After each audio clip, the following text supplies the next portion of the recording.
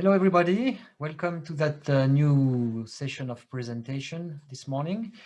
We are here in the SCAIME headquarters, and my name is David Deplanche. I am the area sales manager, export area sales manager at SCAIME since almost 15 years now. This morning I will be your host with my colleague, Mr. Olivier Claire. Can you introduce yourself, Olivier? Yes, Olivier Claire, my name. I am product manager for different parts of sensor like pressure, displacement, force, and torque today. Okay. It's the main point. I am at SCAIME company for more than 25 years. All right. Okay. So you are one of the old guys here. Yeah. Okay. So indeed, we are focusing today on two different ranges of sensors in the industrial measurement part of our ranges, which are the force and torque sensors.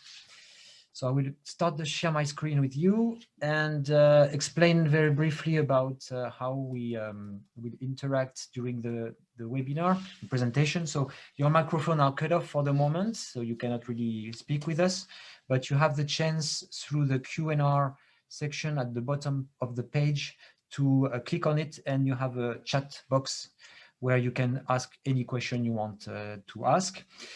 Someone you don't see, but also with us is Yvan Berthollet, one of our French sales guy, and he will be assisting you if you have any, of course, questions. He will report to us.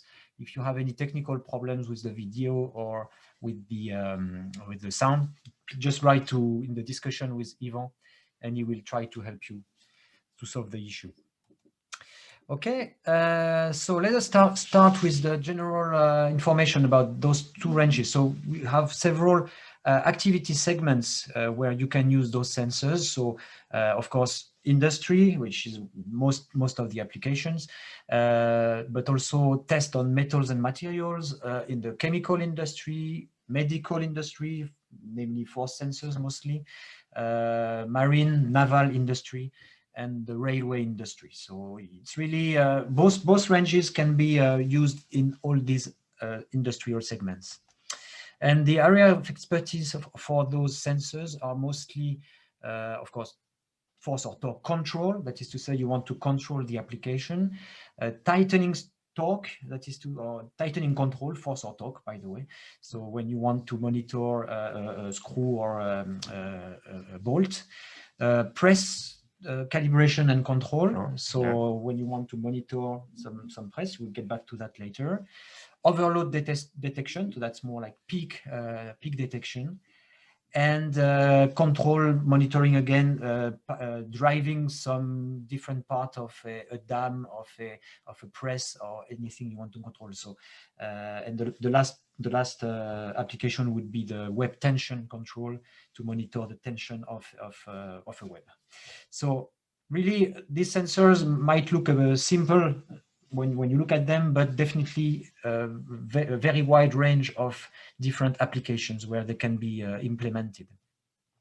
Very few words about what is a force sensor, basically, the technology behind it. So we use a measurement of material deformation. That is to say, we have aluminum or stainless steel housing or stainless steel piece of metal or aluminum, where we glue the strain gauges. I'd like to stress that the strain gauges at SCAIME, we have our own laboratory where we produce our own strain gauges, so we don't depend on external source, which is important because the strain gauge is like the heart of the sensor. And then we assemble 4 of those small resistance, basically the resistor, into a Whiston bridge, which will be glued afterwards on the metal or stainless steel or aluminum body. And then when the force will be applied in any direction, you will have a deformation of the material, and you will get an electrical signal, which can be expressed mostly in the force sensing in Newton, decanewton, or kilonewton. So the output of when the force is transcribed into a millivolt, into a signal, we get what we call the sensitivity, the sensor sensitivity, which is given in millivolt per volt of power supply. Usually internationally, it's recognized to have force sensors with 2 millivolts per volt. This is 90 or 95% of the sensors. We have a small example here with a 10. If you apply a 10 kilonewton on your force sensor with a power supply of 5 volt, then you will get, very simple calculation, 10 millivolt of signal back from the sensor. And then, of course, you need to condition this very tiny, very small signal with some dedicated electronics, which we will scan through in the presentation. So analog conditioning, these are the CPJ or analog conditioner, takes the millivolt, converts it into a 0 to 10 or 4 to 20 milliampere signal. We have an inode 4, which is the digital conditioner. So the millivolts are becoming digital signal on Ethernet, on CAN-open, on whatever protocol you may have the need for with your PLC. Then we have electronic with the integrated display. These are our IP50 and PACs, which we can also use in the force and torque sensing. So you have here, as you can see, a small display of the force or torque value. We are in the force now, but these electronics are common to both ranges. Some smart electronics for peak detection. So this F381A is an electronic where you can put two different sensors, like for example, a displacement and a force sensor, and combine the two physical measurements into a same application. So we'll get back to the application example later on this electronic.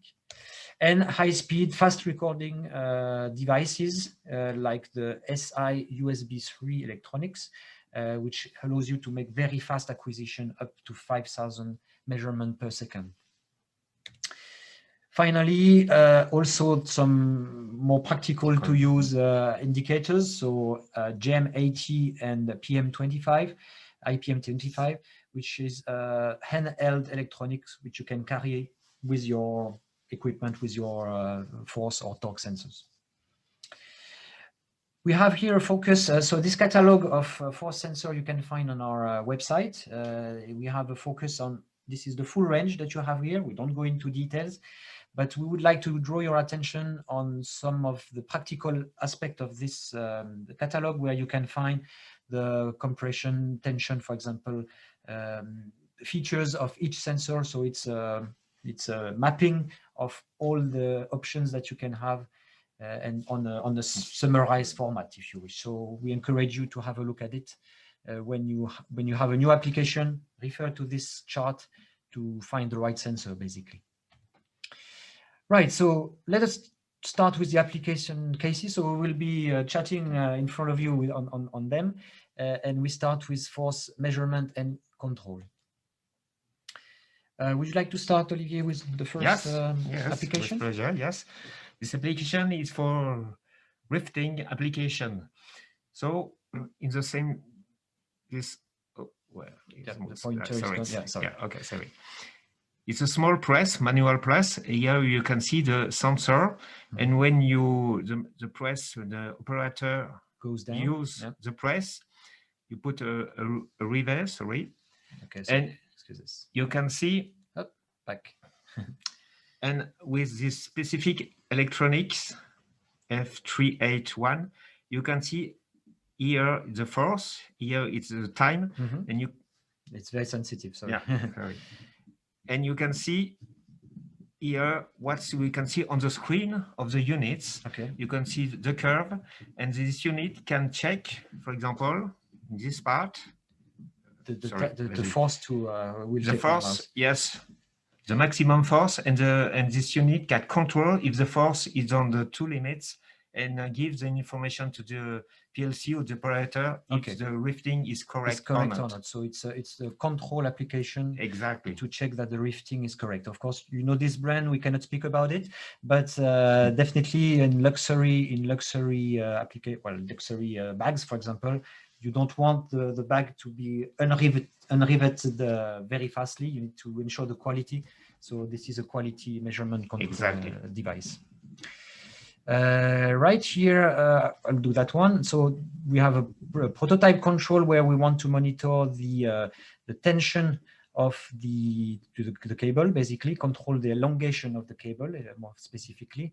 And so this is a prototyping. You test the cable with this force sensor, which is integrated here, and the CPJ once again transforms the signal into a from a millivolt to 0 to 10 volt or milliampere value, and you can check through the PLC what is the resistance or elongation of the exactly. cable. There is a system we take in the same time the displacement, the elongations, measure, and with the computer, the PLC, you have the two information at the same time, elongation and the force applied for the elongation. Okay, yes. So you reconcile the two information. Exactly. Okay. So prototype control in this case. Here about the pulling force control in that. So that's a very big. It's a dike here. We want to check that the rods are absolutely well embedded into the beton, and so another control application, force control application. So the hydraulic jack pushes on the rod, and you monitor the force. Try to pull it out of the ground. Try to pull it out. Measure the minimum force we need it to pull out. If the force is under a value, they detect that is not correct. If the force is under a limit value, tolerance, okay, no problem, it's correct. So it's for validating that the rod is well embedded into the beton. Okay. So we use under handheld electronics to move on different points is very easy because you move from each rod, so you need to have something portable, of course.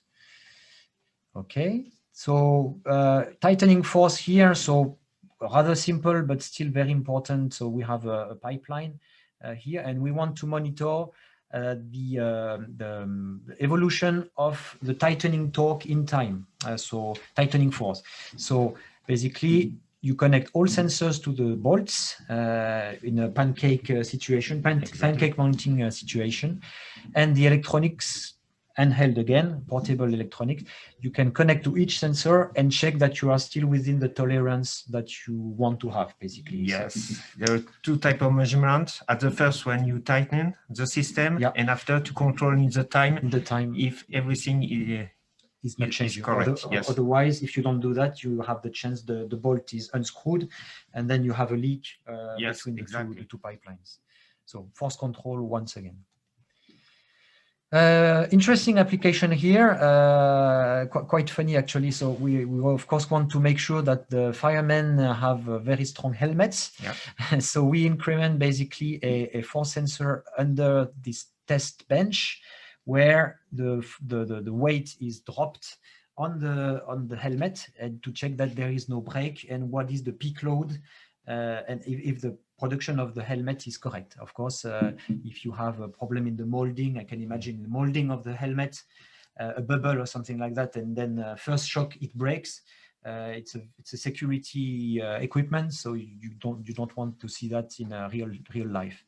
So here we use a MSO2, which is a very accurate device to measure the peak force. And the CPJ sends this information to the PLC, and the PLC analyze the curve and the peak and said, okay or not conform or not conform. Exactly. Okay. The next application is well, it's very typical and one of the most typical applications. So here we control the force generated by the hydraulic press.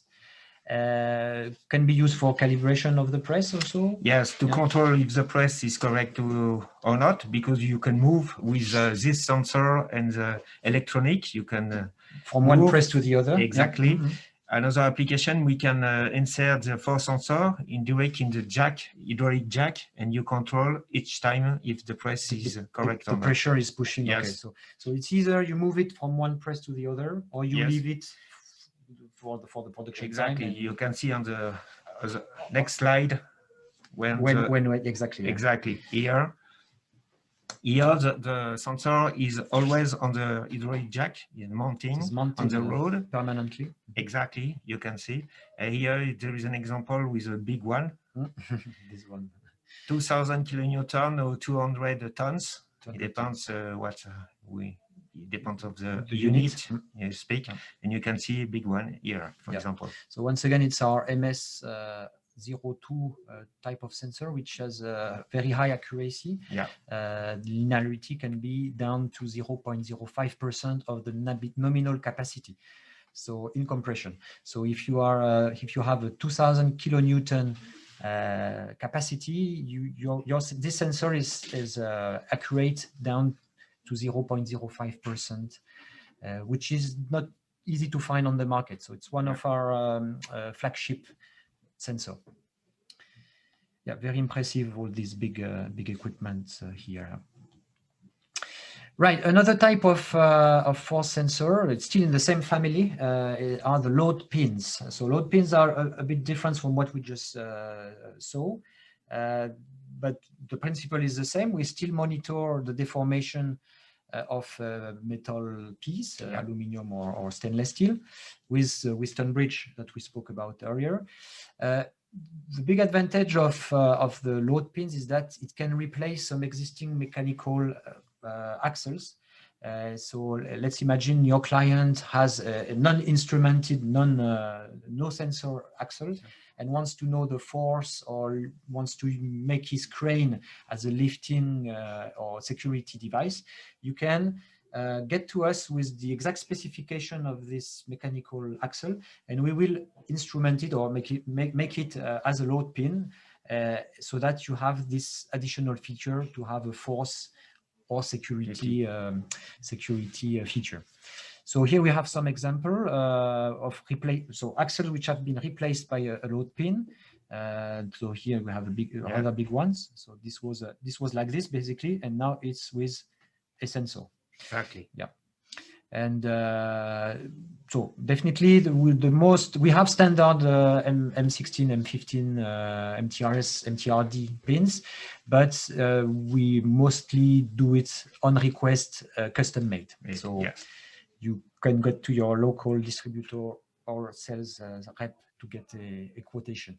We can make a custom made even there is only one unit, no problem. Absolutely, there is no good point. No quantity, no MOQ, no minimum ordering quantity. Yeah. We do it bit by bit. Of course, we like the large numbers, but if you have only one pin one axle to change an instrument, we can offer this. So load pins applications, that one is one I know very well and gives you the chance to see the nice mountain behind SCAIME actually. So this is on the Lehman Lake, Geneva's lake, and the idea here is that you have the Rhône River, which is one of the main rivers in France, going through the lake, and you have a safety net to avoid that the trees, the trunks will float into the lake. What we have done here is having a kind of floating net with load pins that, well, okay, they are underwater here, but by the way, with a sealed IP68, so stainless steel sealed load pin, and they are partially underwater. And when the trunks are accumulating into the net, then it's a time to go there and flush, or with a big caterpillar, take the trunks out and flush the net. And we know it's working very well. Right. It's something we sold recently. About lifting and overload security applications. So here we are using load pins on the bridge, on a weighing bridge, but suspended weighing bridge. So we have replaced once again the existing axle with some load pins, which are meant also as a security equipment.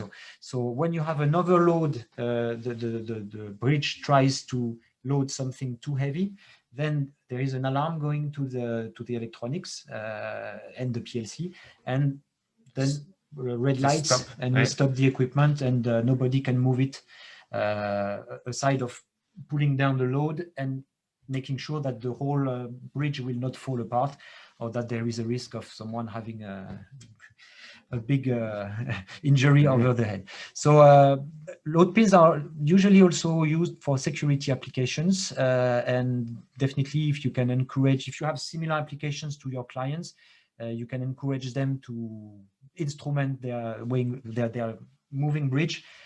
That gives very interesting additional features. Same kind of application here. We are monitoring the force on the cables, on the ropes, actually, with the load pin that we see here, and this is to make sure that the ship is still well maintained to the dock, the dock bit, actually. Once again, so in this case, we go through the E04 digital conditioner. So our E04 is transmitting the signal, taking the signal in millivolt and putting into a digital signal, which goes then to PLC. And makes an alarm again if one of the rope is either loose or breaking. So again, a security equipment in a very harsh environment, because you can be on the seaside with corrosive atmosphere. And once again, with an IP68 welded load pin. Would you like to do that one? Yes. No? An example of a custom-made sensor. The customer needs to know the pressure between two rolls. There is a cardboard we pass under between these two rolls. They need to control the value to adjust.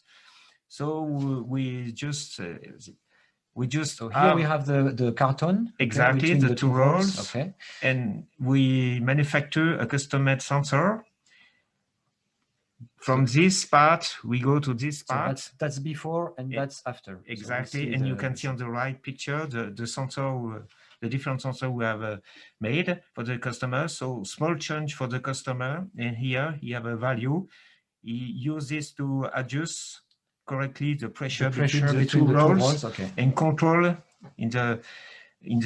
during the cycle if this value is correct. Always so correct. It's in process measurement, force measurement. Exactly. It helps to adjust the value for the operator, and during the cycle you control always for quality. Okay, the quality of the production. Okay, here kind of similar application where we monitor the force on this big bar here. So it's a pulling, it's overload detection again here, where we want to make sure that the cable is not pulling too hard or too loose.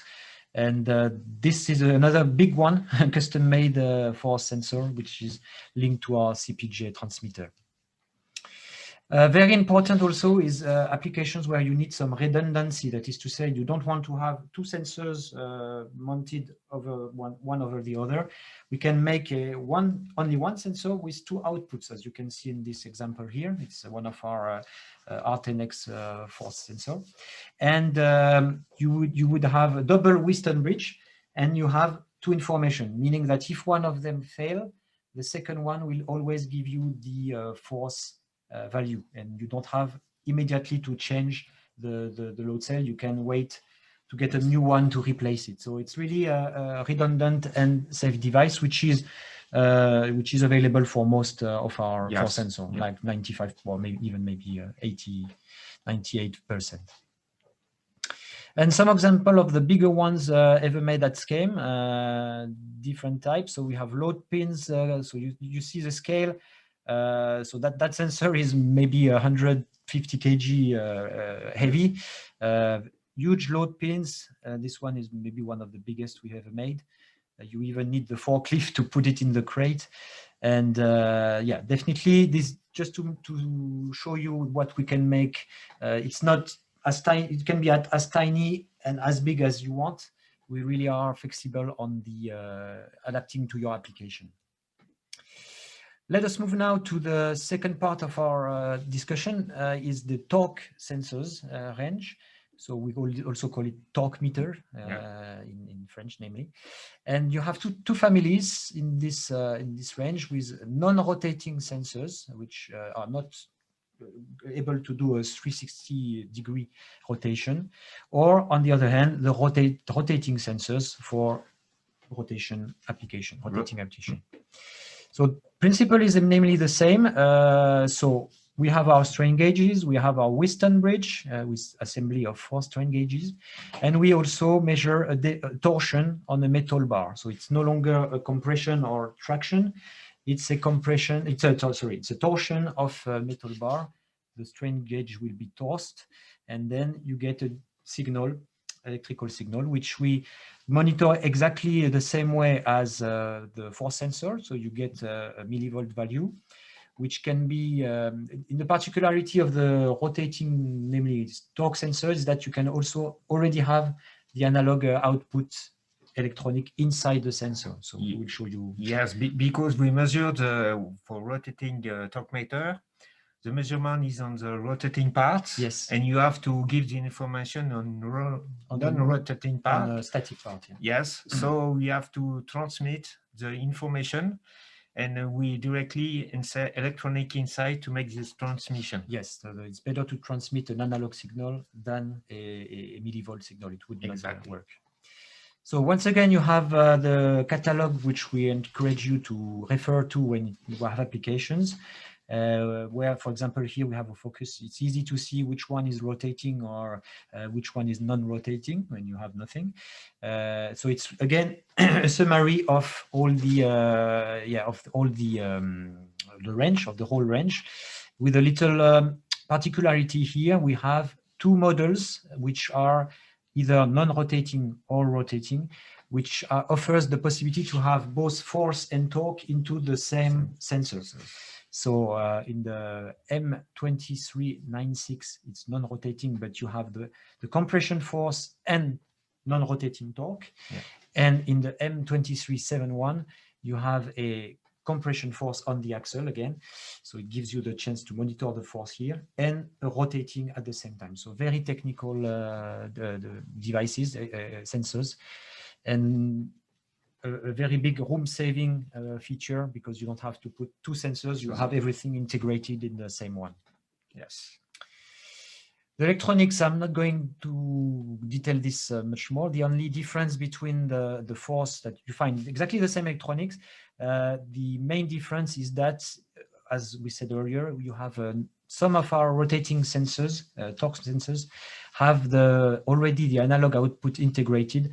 So you cannot really use the upper range. You only would go to the side of this, by the way. The SI USB can also be moved to the next section. But you would use mostly, yes, it's here, by the way. You would use those electronics to condition the volt signal. You already have a volt signal. It's no longer millivolts. So you use a different type of electronic. So we'll go into application now. It's the most interesting part, in my opinion. So the non-rotating sensors. Olivier will start with this one. Yes. The company, we manufacture the torque screwdrivers. Mm-hmm. In general, it's for the dentists. When you make a new tooth, you have to check to screws bolts inside your mouth, made with a good torque. So to check this, we manufacture the small screwdriver, and you have to check if it's set with a good value of the torque. Okay. And there is a driver, motor driver. We turn the screwdriver. Okay. All right. And just below, you can see the Torquemeter, and you return this, and you can see for each type, each turn, how many pikes. You can see. So here, one turn is 1 pike. Okay. No. In fact, for one complete turn of the screwdriver, you have the peak force. Yes, okay, excuse me. There is 20 measurements. Okay. Because you can click, click, click when you turn. You calibrate your driver. Exactly. Your for each click, you can see the maximum value, and the controller, just electronic, can check the peaks and check if it's on the two limits. In the tolerance. In the tolerance. Okay. If it's okay, the electronic say yes. Conform. Okay. Or if there is one of these peak is not conform, the electronic set not rejected. reject. Exactly. So that is shown directly into the F381. Exactly. Okay. So here we measure the reaction torque. Reaction torque, okay. And it's for calibrating the final equipment. Exact, to control. To control, yes. Okay. Right, that one is something also we built together with Olivier in one of our Swiss customer. It's an interesting one because when you have a tube of toothpaste or mayonnaise or mustard, you need to make sure that a child or someone with not so many muscles can is able to open the tube. So it's a test bench where you plug the cover and the tube, and you check that after a certain tolerance torque, it's easy to open. Something I did not realize that you need to make sure that a child can open the mayonnaise. Yes. But and then here the GM80 will display the peak torque value, basically non-rotating again. And when the peak drops, then that means the cover is open. When it's in the tolerance, it's conform, and when not, it's rejected. It's a production control. It's production control. Yeah. They sample the production and check every 10,000 tubes if they are still within the tolerance. If you would like. Yes, here to control the torque range. So we use a non-rotating torque meter, and you can see on the right on the page directly that there is a square, thermal square, and you can plug directly the wrench into this square when you control the torque, and with the same electronics that we already view, F381, you can check the peak value and check if it is conform or not. So it's again a production control device. Okay. So that was 3 applications about non-rotating torque sensors. And of course, we also have some applications for the rotating ones. Here we have a focus on, it's very important when you are implementing rotating torque transducer to consider using some couplings. Couplings are absolutely vital to ensure that your torque meter will survive in time. If you mount it without the couplings, then you will have a rigid sinusoidal, and it will. We have had example where the client didn't use the couplings, and the torque meter burned. So it was really completely on fire. So at high speed, of course. So very important to note the couplings will realign the measurement, basically. So the mechanical axle, mechanical mounting, basically, and it will help not only to not to damage the sensor, but also ensure very good accuracy. If you don't have couplings, then you are also deteriorating the accuracy of your test bench. Exactly. So here, very basic, but we will see more later. Olivier, if you'd like to. Yes, an example, you can see the motors, coupling, torque meter, couplings. It is a pump to test the pump on the right of the picture. Yes, torque meter, couplings, and pumps. So the customer needs to make some characteristic of his pump. So it depends on the speed of the motors. So he make different tests. The speed of the motor change, and he can measure the torque necessary to drive the pump.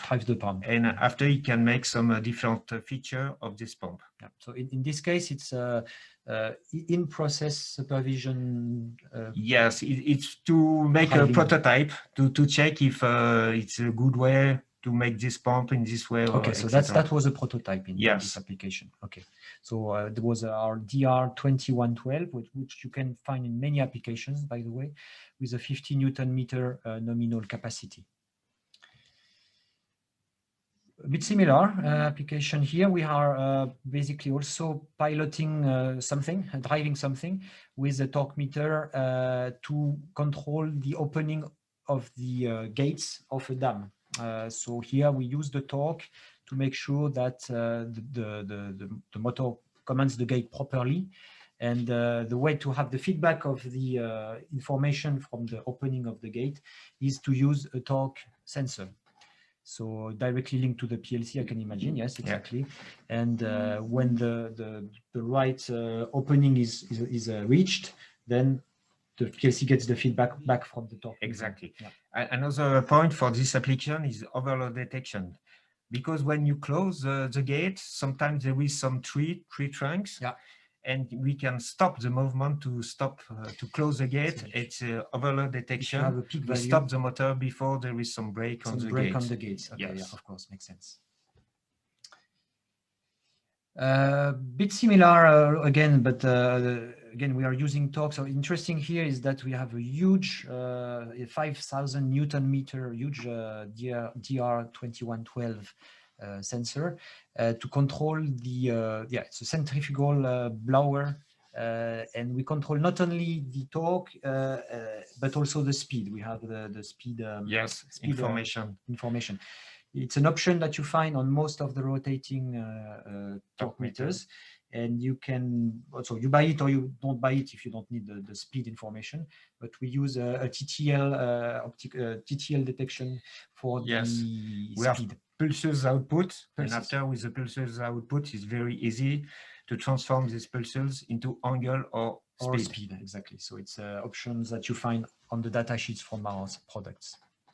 Okay. But that one I leave it to you as well, Olivier. Yes, another example to check motors. So you can see a short length of Torquemeter. Okay, and you can very flat. Yes, exactly. And you can see that the customer use coupling. You can see on the left part of the picture. Yes, to be sure that everything is a good misalignment, no misalignment possible, to have a high precision, accuracy. And this unit, it can turn until 10,000 turns per minute. 10,000 RPM. Yes. And with a very huge, very big capacity, 5,000 Newton. Exactly. So you can see that we can provide Torquemeter with only 5 millinewtons meter for full range. Very small ones. Very small, to 10,000 newtons meter. Yeah. So wide range. A very wide range. Yeah. The very tiny ones goes to the micromechanics. Basically, exactly. We sell it in the watch industry quite a lot. And then for huge motors like this, we use 5,000, up to 5,000 Newton meter. Last but not least. Yes, I can. Yes, you can describe it. If to control the tightening controls, so we can see on the force, if you remember, that we can put a sensor, but the sensor must be kept in the place. So with torque measurement, we can measure the torque. In general, the customer needs two information: the torque, yes, and the angle. So we just speak before that it's possible to insert into the Torquemeter an option with pulses output. So when we start the tightening, we can check the torque, and when all the parts touch, you can see the torque increase rapidly. So at this moment, the customer doesn't see the information of the torque, but start to measure the degrees. In general, between 30 or 40 degrees, we stop to tightening. He said the tightening is correct. Okay. Yes. So you mean with the two information, angle and torque, you can also drive or put the tolerance windows to conform to say that it's conform or rejected. Exactly. You need to tighten more. Okay. Yes. Interesting. Right, that's the last one, by the way. So tension, we spoke about the tension measurement through the torque. So that's a very specific torque meter that we have here, the MR12, with quite a high capacity here. Advantage is that you don't need any couplings because the belt or the band that we see here is directly linked to the shaft of the motor. The shaft of the motor, exactly. Yeah. So it's a room saving because when you add and you need to, we explain, when you add some couplings, you are of course adding some mechanical parts. So it's in this specific model you have some room saving. And you can see on the picture there is an existing system, and the customer have no place to put Torquemeter, coupling, etc., bearing, etc. So he will be very happy with this solution because he changed nothing. Yeah, in fact. Mechanically, just put the Torquemeter and the pulley on the Torquemeter. It's finished. Very simple. Quite typical application we find in many industries as well. Right, thank you, Olivier. So I will conclude with the 4 main points to remember with this presentation. So please remember that we have a large range of either force or torque meters, but the force sensor values are ranging from 10 newtons to up to 5,000 kilonewtons, so 5 meganewtons actually. So it's a very wide range, just like the torque sensors, ranging from the tiny ones 5 millinewton meters, so 0.005 Newton meter, to 10,000 Newton meter. We don't have applications with 10,000, but we can produce that for you. The possibility to also have some custom-made sensors, both in force and torque, if there is a range that needs to be adapted or a size that needs to be adapted to your application, we have our R&D here to design it properly to your application. So this is on request, where you go to your sales contact, local sales contact. And indeed, the possibility to propose some redundancy in the sensors, namely, as I explained earlier, for in case the first bridge is damaged or not working properly, you have plan B with the second bridge and a redundant system. Great. So thanks a lot first for your attention. It was a bit dense, but we hope you found the presentation interesting. We now have a few questions to answer, and thank you for placing them. So Ivan gave them to me. The first question I have here is which type of eNote4 are you using to connect on a force sensor? Very typically, you might know that we have different firmwares of eNote4, but typically for this kind of application, you would only use the eNote4T, which is the transmitter version. So no, you don't need any application firmware. You just take the transmitter version of eNote4T, and then you will get the force in continuous reading from the eNode, and you can, it's a very high speed, of course, device with 24-bit resolution. So you can detect very quick phenomenon. So my advice would be to go for the eNote4T, mostly for the force sensors, definitely. Second question here is about the range of MTRD and MTRS, which we don't exactly showed you here, but we can go back to it. And the question, it's mentioned it's available in IP66, but I can't find the option in the price list. So where can we configure the IP68 version? So natively the MTRS, MTRD are IP60. It depends on the range of the sensor. It depends on the range, yes. Correct. I the range is not specified, so we can send directly the answer to the customer. Yeah, we will get back to you on that one. We have to identify what is your range, the range you need. But definitely we can make it IP68 if it's above a certain capacity. Yes. Okay, so we have to discuss that later. Third question is about the redundancy solutions. So the question is, is it also possible on MTRD? So Olivier can answer this. Yes, I think it's possible. We just we need the range, the capacity of the units, and we check with our R&D department and make a quotation. Yes. Okay. Yes. So it depends really on the capacity. That's for this case specifically. For most of the other sensors, it's not necessarily linked to the capacity. But for MTRD, I think there is a 90% chance of yes. Yes, no problem. Okay. Yes. So we'll get back to you on that one, but thank you for the question. Yes. Some other question we have here is more for you, Olivier. What could be your typical prescription, let's say, with a sensor which covers most of the ranges, let's say force and torque? Do you have ideas on that? Yes, we have a common model that a lot of customers use is series M12 for the force. For the force, yes, is a pancake model, very used. there is some trade. You can adapt different mechanical parts for the customer, so it's a very user model. Okay, all yes. right. So for the force M12, force M12, yes. M12. And for Torquemeters, the same question, yes. Yes, For well, another, we can deal with rotating. that. So we have a DF30, very simple to assemble. There is a flange, though for mechanical assembly is very easy for the customer. DF30, okay. Yes. Okay, thank you, Olivier. Up till now, the last question is about what could be your prescription for high speed acquisition. What electronics could be used? In general, for high speed acquisition, we have the SI USB 3. Yes. 5,000 measurements per second. We mentioned that. A second solution, it could be the GM80 electronics. It depends what the customer needs exactly. Yeah. If we need to record a lot of information, data or not.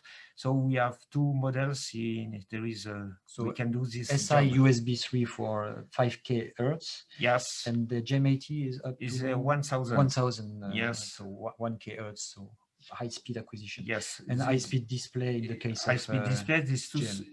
These two type of electronic can measure and detect the peak value. Yes. Sometimes it's very important. Some application we have a small peak value, so we need a high-speed electronic to catch the good value. The good values at the right moment. Okay, thank you, Olivier. Just about the question for the MTRD, yes. IP68, yeah. The one that asked the questions tell me that the range is 20 tons.